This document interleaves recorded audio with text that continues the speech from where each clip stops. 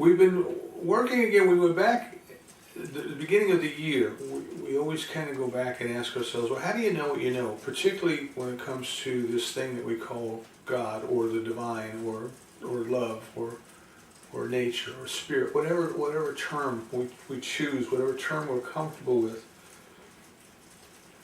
And I realize for many people the word God itself is it kind of causes a stiff reaction, a bristling, just because of their experience growing up, and they're not comfortable with that. So use a term that you're comfortable with. Love or spirit or mind with a capital M. Science of Mind is the text that we study from. It makes no difference to it what term we use for it, but it makes every bit of difference in the world what our beliefs are about it, what our understanding of it is. Now, it's easy to even just kind of look at this from a psychological point of view. I mean, if you could say, let's take the idea that there's this thing called spirit that works through us according to our belief, which we're going to come back to in a minute. But let's just take that and put it off to the side, and let's just look at the human experience from a psychological point of view. It's not hard to see that it is done unto people according to their belief, right? If they think something should be that way, that's the way they're going to behave. That's the way that they're going to do it. We're told that there's more going on in the environment than we can possibly absorb. So our intellect or our consciousness has filters, and we let in those things that we expect to see, just from a purely psychological point of view. You've probably taken the different tests. We used to use these when we were training. We had games trainers play, and we had these little things that we would put up on the overhead. I'm going back to when we used to actually put transparencies on overhead projectors.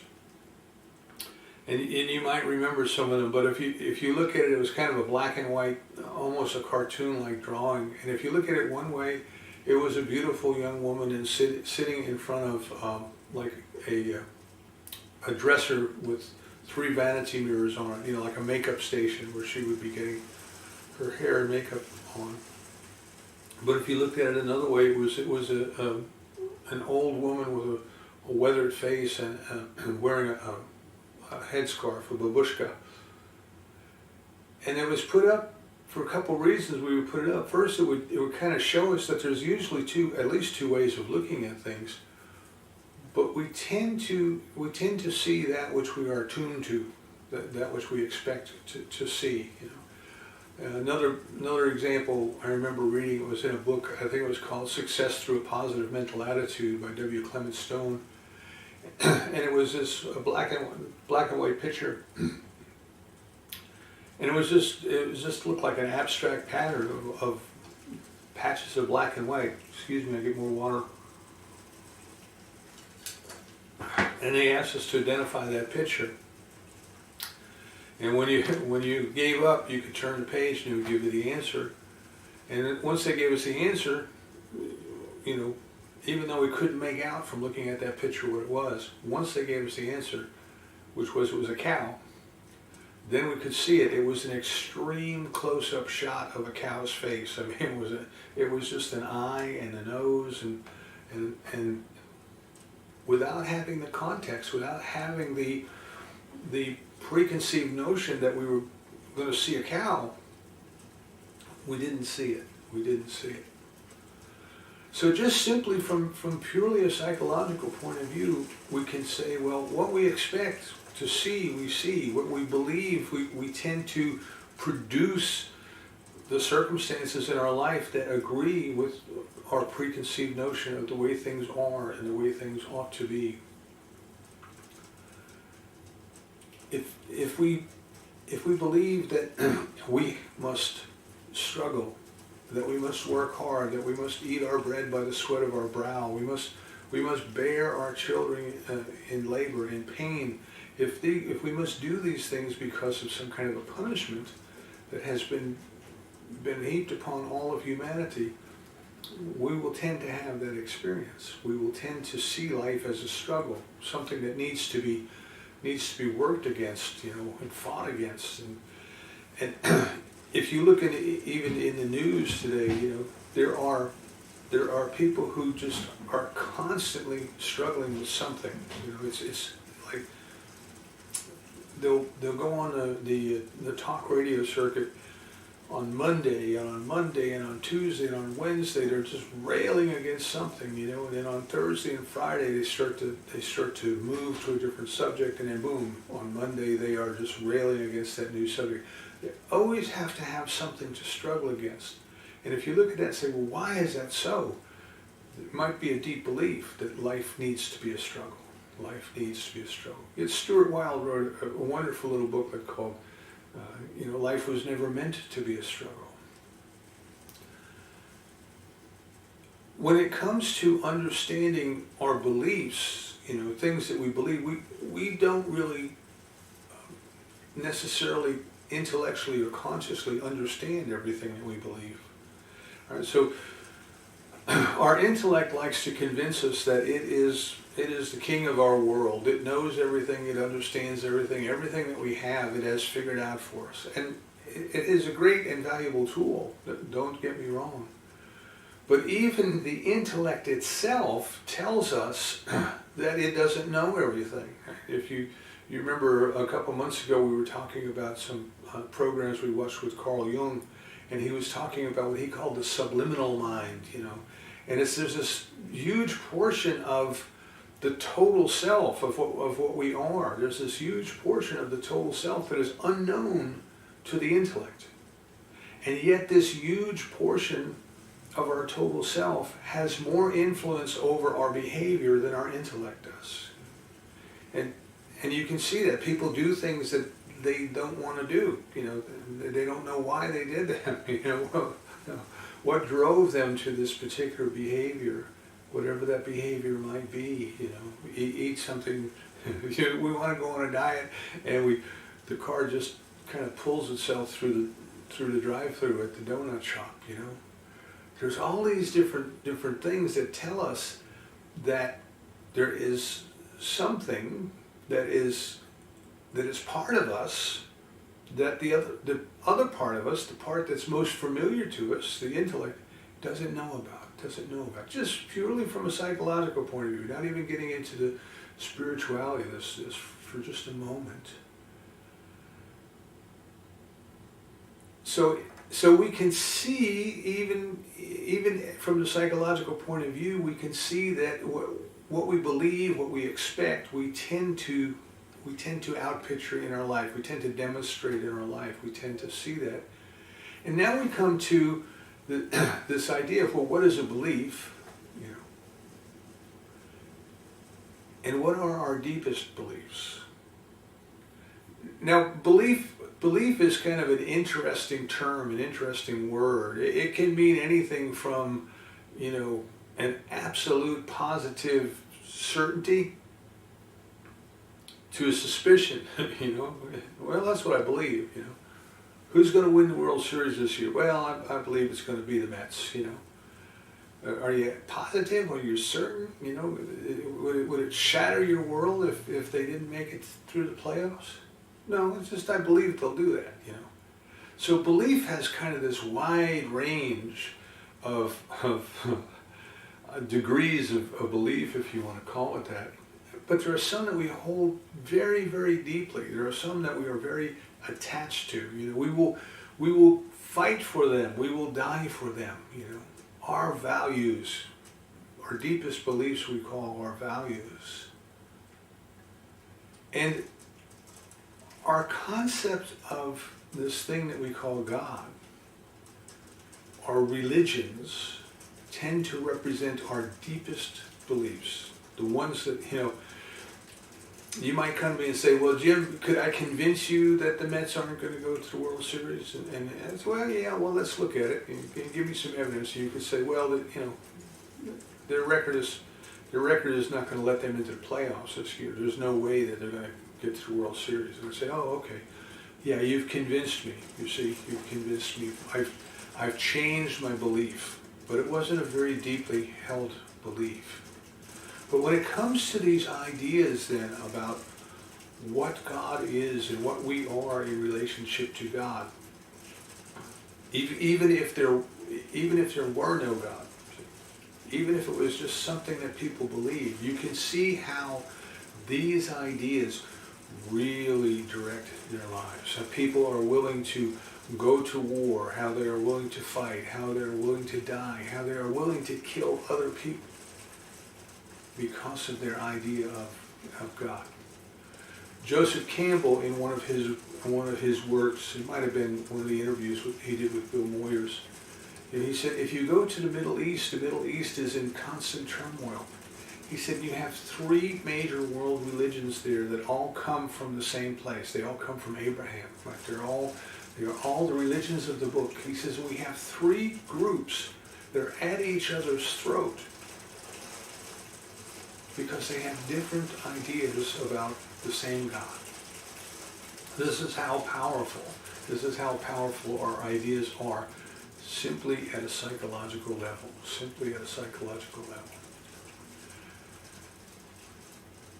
Now we want to now bring back this idea of, but it's not just our psychology. It's not just those things.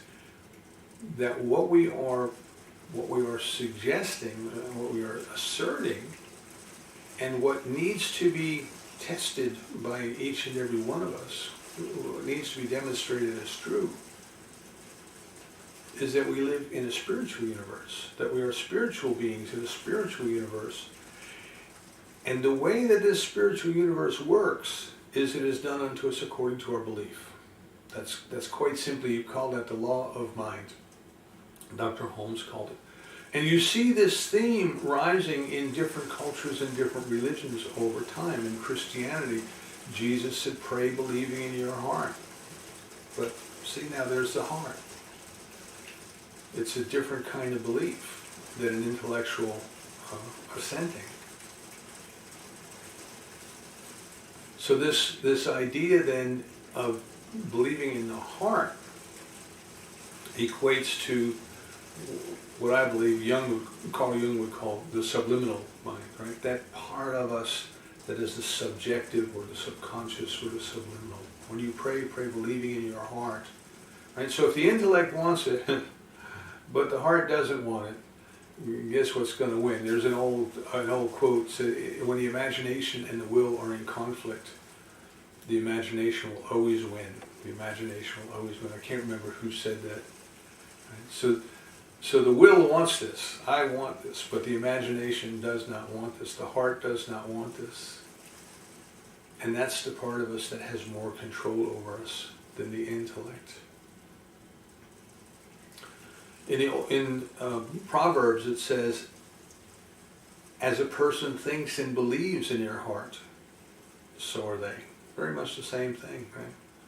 Think and believe. Not just think, but think and believe in their heart. That's the way they will be. In Buddhism, we have another concept which is given to us as everything you have experienced is a result of what you have thought. Now, there's two ways to take that. One is that our thoughts interpret everything that happens to us. So everything we experience is a result of what we made out of that experience with our thoughts. That's one way you could take it. And another way is that thoughts are causative, as in karma, right? Karma is thoughts, actions, emotions, those kind of things. So we're toying then with this concept that we live in a spiritual universe and it is done unto us according to our belief. Now, as I put in the email last night when we put it out, Dr. Holmes told us that if there is a way that something works, if something works, there's a way in which it works. And anyone who will take the time to understand the way in which it works will be able to work with it. And the example I used was learning how to fly an airplane. There are ways that airplanes work. There are physical laws of lift and thrust and drag that kind of govern the way that an airplane works. And there's other laws that are working upon it, gravity, for example. But we must keep in mind that gravity is not suspended when an airplane is flying. So you might look at gravity and say, well, gravity says everything is going to stay attached to the Earth. And yet we have airplanes that fly. Well, gravity didn't stop working. The coffee in your cup, when you're at 30,000 feet, the coffee stays in your cup. It's not like being on the International Space Station. But there's a different law at work. There's a law of lift at work. And the principle of lift has overcome the principle of gravity. It is working in conjunction with, but if you want to think of it, you can say it has countermanded or superseded gravity. But basically it just let the plane fly. So you could say there's one law, gravity, that tries to keep things down, but there are higher laws or other laws, if you want to think of it that way. Law is always in operation. The law is not suspended. It is always consistent. Now, Dr. Holmes goes on to say, now if we think about this notion that there is a law of mind, there is a power in the universe that responds to us according to our belief, how would you know that? See, how would you know that? Well, how do you know anything? How do you know anything? You kind of get some theory about it. You get some information. The wheel of learning, you get some information about it, and then you try to apply that information. You try to apply what you've learned. Excuse me. There's a step in between which says, I got the new information, and I try to relate it to old information. I try to say, oh, well, this is like that. See, this is like that. So, for example, maybe you learn how to drive on an old car with a stick shift, and now you're moving to a new car with a stick shift.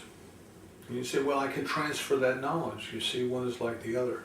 I think I told you a few months ago that I was helping someone learn how to ride the motorcycle. And the motorcycle has a standard shift on it, but the clutch operates with your hand, not with your foot.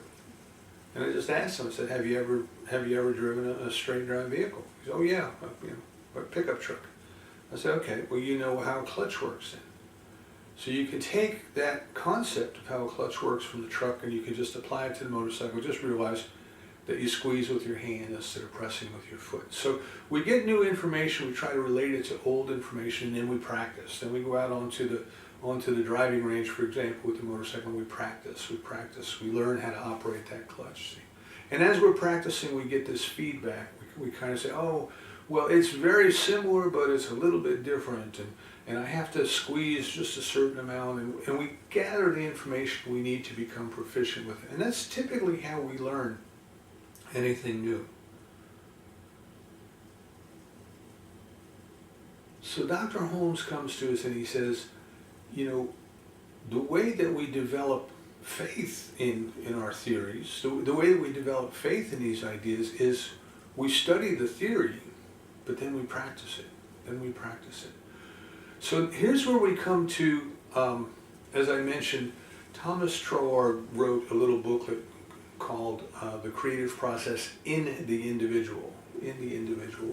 And Dr. Holmes kind of took those 4 chapters and added his own information, his own personality to it, or took that little booklet, and wrote the 4 chapters that we're studying now, the Introduction to the Science of Mind textbook. So the reason this is important is, if there is this power in the universe that responds to us according to our belief, would it be helpful to know or have a theory about how it works? It's not necessary that we do. If you've ever read Napoleon Hill's Think and Grow Rich, he gives specific techniques in that book. He gives specific techniques to develop a clear intention of what we would have, and he puts it, to raise that intention to a white-hot desire, right? To several times a day to declare what it is that we would have and what it is that we are willing to give to get it, and to stay focused on it. Now, Napoleon Hill, in the book says, the reason this works is there's a spiritual law behind it. But I'm not going to tell you what that spiritual law is, because if I did, you would think that I'm trying to convert you to a new religion, and I'm not. So just take my word for it, take the techniques, practice the techniques, and get your own results. And I don't know how many millions of copies of that book have sold over the years. How many people have done the techniques? How many people have set their intention, have raised it to a white hot desire, who have had the, as we would call a demonstration, who have had the outpicturing of that which they had seen. But people do. Now I want you to keep in mind that Napoleon Hill interviewed many people, starting with Andrew Carnegie as he developed the book. But one of those people was Henry Ford. And Henry Ford, as I told you when we were studying Ralph Waldo Trine, Henry Ford enjoyed Ralph Waldo Trine's book In Tune with the Infinite so much that Ford used to buy it by the box and give copies of that book to all of his business associates and say, here, read this. Right? Trine, of course, was a New Thought teacher. Trine believed that there's a power in the universe that responds to us according to our belief. Trine understood the law. Henry Ford had been exposed to it. Henry Ford was very pragmatic. He wanted to use it for results. Napoleon Hill was very pragmatic. He wanted to use it for results.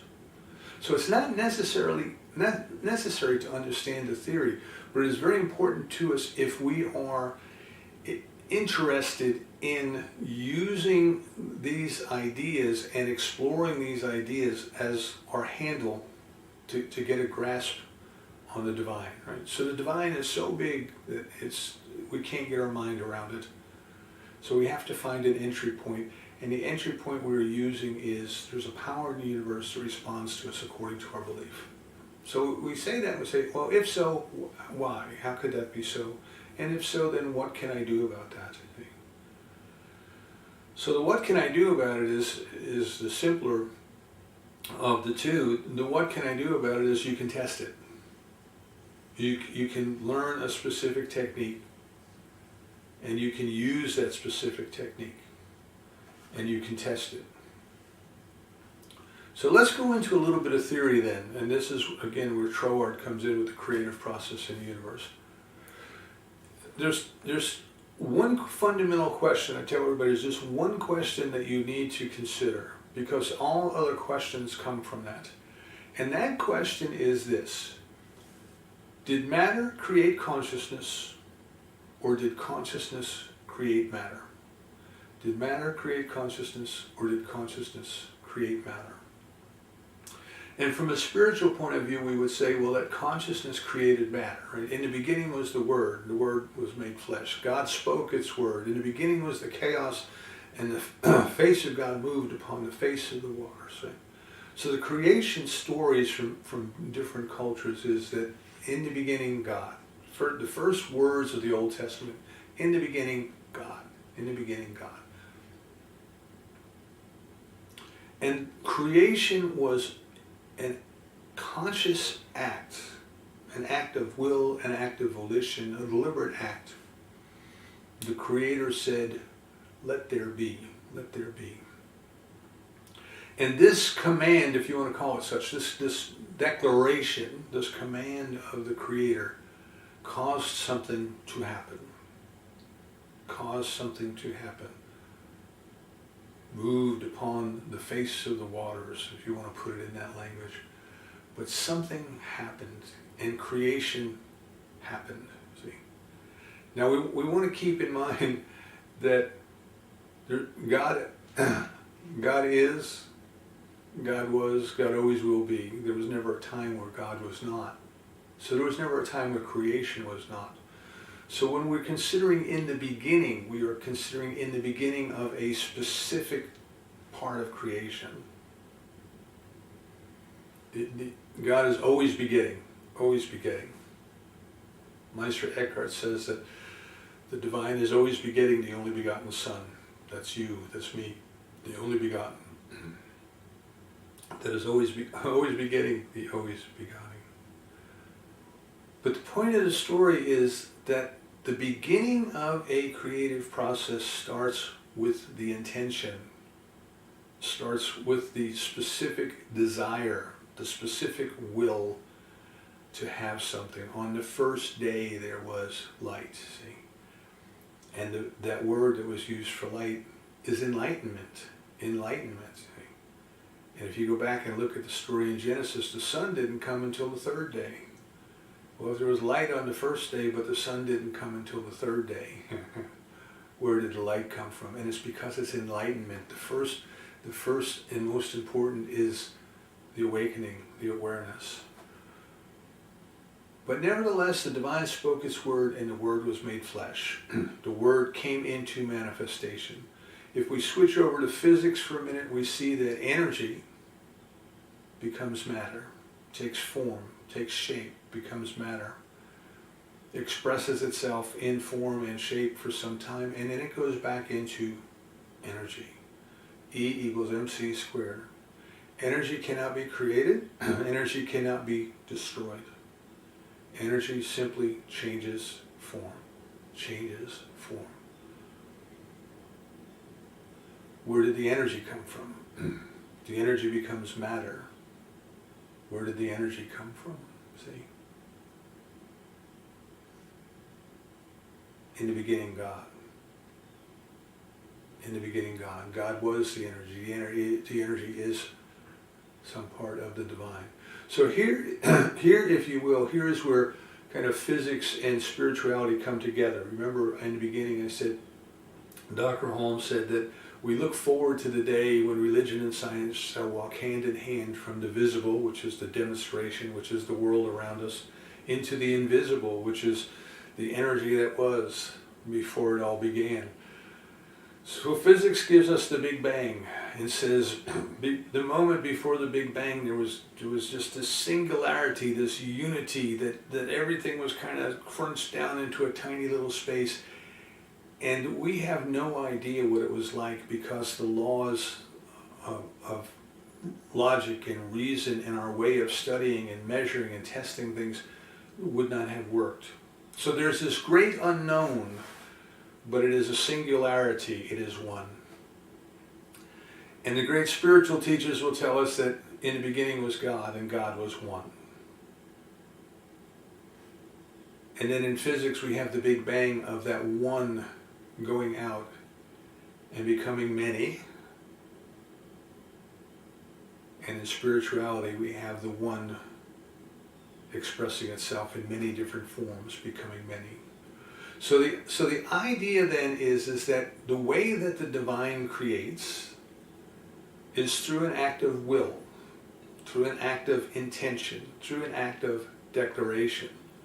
It speaks its word, but it doesn't have vocal cords like we do. Right? We think of the divine as spirit as being not separated or without a body.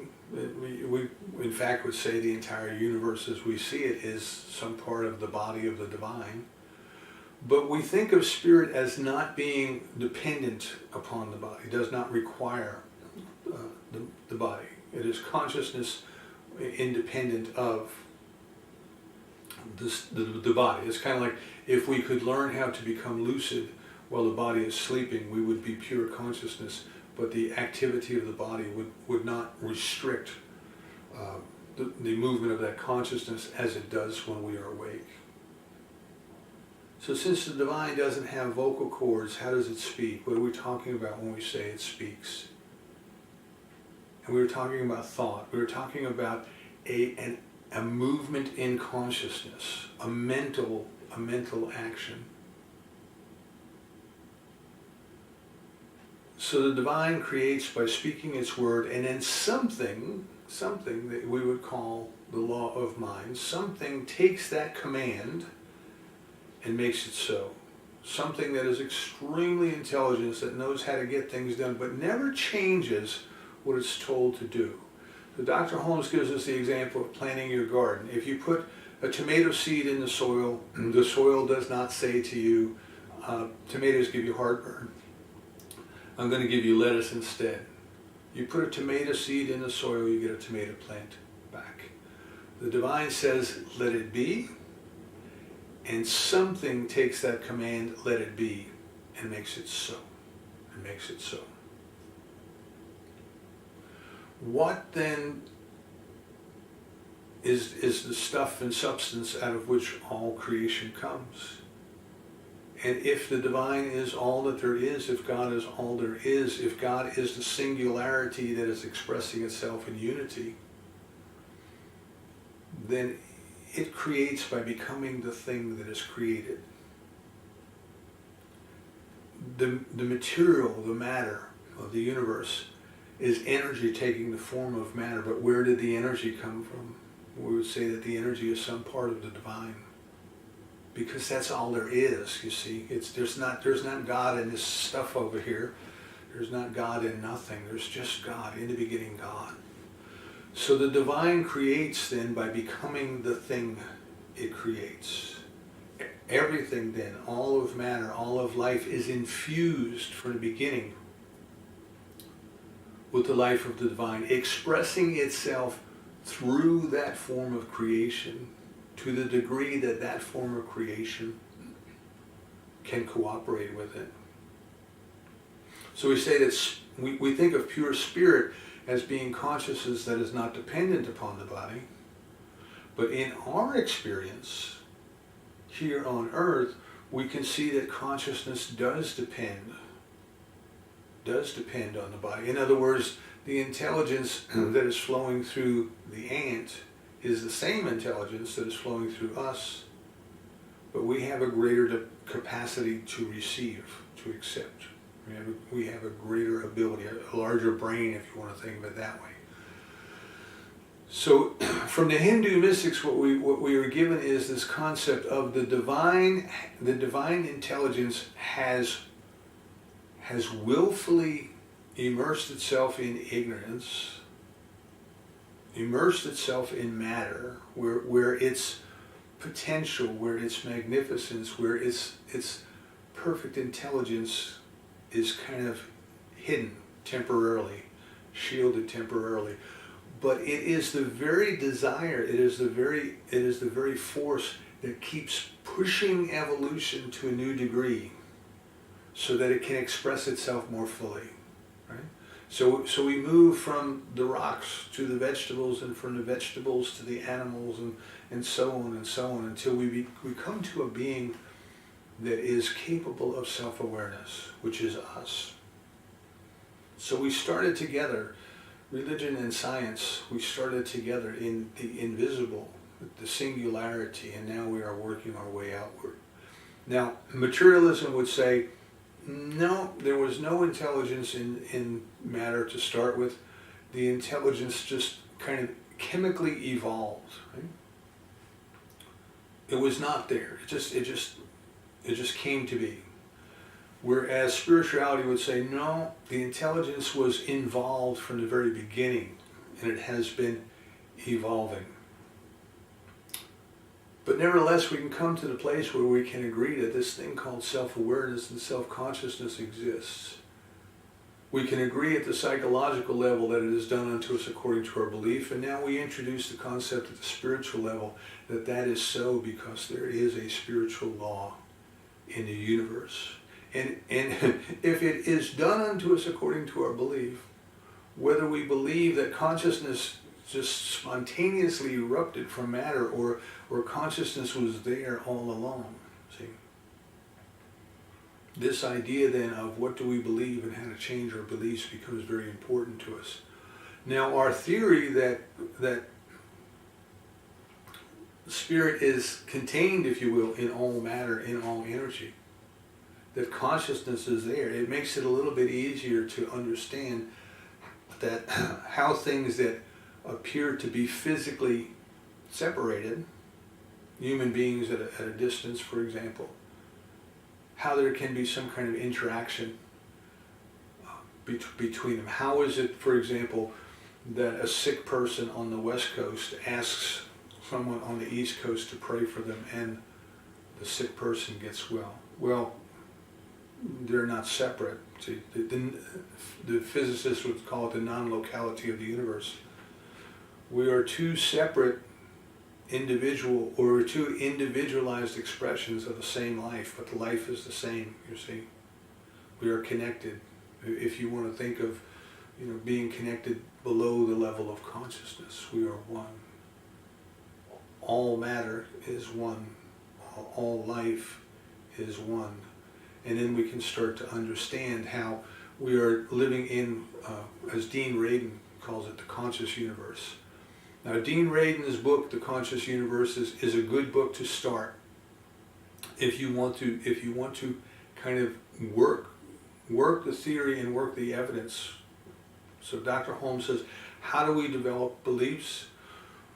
We study the theory and we practice. How do we learn how to fly a plane? We learn how planes fly, and we get in one with an instructor, and we fly it. So Dean Rayden's book, The Conscious Universe, just simply looked at phenomena that would go beyond the limitations of matter. And he looked at many different things. He looked at the effectiveness of prayer and healing. He looked at telepathic communications. He looked at the effect of consciousness on random number generators, on machines that just are supposed to kind of spit out zeros or ones, and how groups of people in their concentration were able to temporarily interrupt that flow, change that flow, for example. And he's got a series of books on that, but my point is, if you need to develop your faith, then you start to study things like this to ask yourself, how would I know that this is true? How would I know that this is true? But then we come to the idea, okay, if I accept the theory, if I accept the idea that this is true, tell me more about that. How does that work, you see? Why is it then that we are surrounded by an omnipotent force? Why is it that we are surrounded by an omniscient intelligence, and yet we seem limited in our ability, we seem limited in our understanding? And this is where we get back to Troart a little bit. So Troart says the divine creates through a mental process, because there's a power in the universe that is part of the divine itself, that acts upon its thought, that makes it so, that knows how to do these things and makes it so, but never questions, never challenges, the law never pushes back and says, I'm not going to give you what you will and volition told me to, I'm going to give you something else. George says we are creative because we are part of that, you see, we are part of that creative process. We are not separated from it, we are part of it. And it works for us, not because of who we are, but because of what we are, an individualized expression of the divine. Now, we don't realize that. We don't truly believe that. It sounds good, I'd like to hear that. But to the degree that we actually start to realize that, remember the first week I said it's the realization of the presence of God, not just the knowledge about the presence of God, but the realization of the presence of God that makes the difference. So what Dr. Holmes is telling us is that all of our problems in life are due to ideas of separation. We say, well, God is all intelligence, but I'm not God, and I'm not all intelligence, and I don't know these things. And we don't, therefore we don't. But what he says is every great breakthrough, whether it be in science or whether it be in arts, wherever it was in religion, that each person who had the breakthrough tapped into that omniscience and drew from it according to their own attunement, if you want to call it that. So the musician found great music, the artist found great paintings, the scientist found great theories and great breakthroughs. You remember sometimes we talk about Tesla and Tesla's process of inventing, and he described it more as a revelation, that ideas came to him fully completed, and it was like he was observing something that was already done and then just tried to capture it and write down what he saw.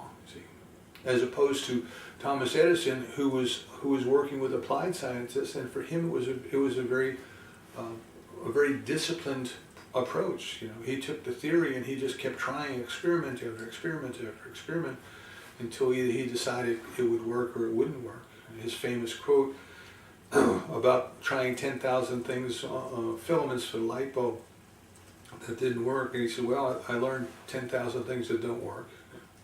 But he was persistent, he kept trying. But it was a different process. One was a process of discovery through experiments and through hard work, whereas Tesla's description was more of a revelation. And you'll hear this idea then of this revelation in many creative people. You know, where did that song come from? I don't know. It just was there. You know, where did that article that you wrote come from? It just came. You know, you'll hear creative people talk that way. So Dr. Holmes tells us that what we are doing is we have come to a point where evolution has pushed forward to the point where it can take us no further without our conscious cooperation.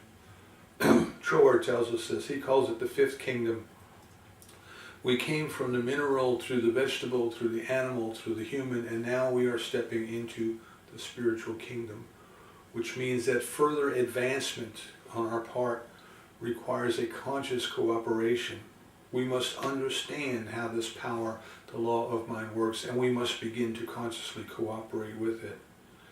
So we have to make up our mind. We have to decide what it is that we would bring through. The musician wanted to bring through music. The artist wanted to bring through art. The scientist wanted to bring through discoveries.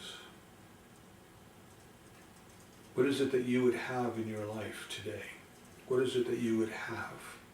And are you willing to create that opening in consciousness? Are you willing to use specific techniques to create that opening in your consciousness that kind of, as Holmes tells us, creates the avenue through which the demonstration can flow? The kind of plugging yourself into the outlet, you know, kind of making your you're making your connection to the divine circuits. And Emerson tells us that we must get our bloated nothingness out of the way of the divine circuits. And what does he mean by that? The reason that we aren't making a good connection in the first place, right? So we were born, as the Hindus might say, we were born and we had ignorance heaped upon us. The reason that we are not making a good connection is because all of the things that we believe that are not so. We're not consciously thinking about our connection. We think we are here and we have to do this by ourselves, by the sweat of our brow, by the cleverness of our wit. And what we want to do is we want to start to make that shift and say, there's something a whole lot bigger than I am that's willing to work with me and work through me, if I am willing to learn how it works and to work with it. So when I was a kid, there was a TV show, Mr. Wizard. Some of you will remember. He was on for many years, from the 50s all the way through the 70s. I think he had different shows. Don Herbert was the man's name. And he had a little TV show where he did science experiments with children, like middle schoolers, you know. And he would have the kids come out, and he was very good with the kids, and he would talk to them about something, and then they would do a little experiment, and they would just kind of, you know, be amazed, be, wow, look at that, look at what they did. They were so happy just to discover their curiosity, just amazing. And I remember this one time he said to this little boy, he said, how would it be if you could say to your friend, I'll bet you that I can stick my finger in a glass of water and it won't get wet. Now this always seemed to be something with little kids, amaze and mystify your friends. I remember the ads in the comic books I would read for magic tricks. Amaze and mystify your friends. Learn how to throw your voice over to the other side of the room.